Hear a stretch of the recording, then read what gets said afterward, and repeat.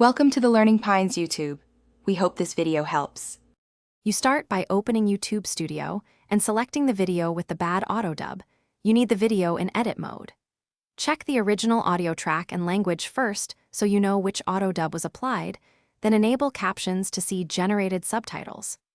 Once done, open the Translations and Subtitles pane to inspect the auto dub entry. This reveals whether YouTube used machine translation or a target language synthetic voice. Make sure to keep the video tab active while you proceed. You now edit the subtitle track to correct timing and wording. Make precise changes so the automatic dubbing has accurate text to convert. If the auto-generated captions are poor, upload an SRT file with corrected lines and timestamps.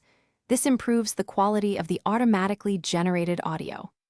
Once your subtitles are clean, go to the dubbing options and either choose a different synthetic voice or disable auto dub entirely. Make sure to save each change and wait for YouTube to process the new assets before reviewing. You finish by publishing the subtitle and dubbing updates, then test playback across devices to confirm the dubbed voice and timing are correct.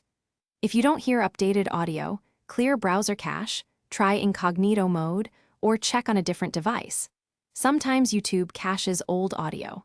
If the dub still fails, consider uploading a native dubbed audio track or revert to manual subtitles only. One troubleshooting tip: reprocess the video by toggling the language setting to force YouTube to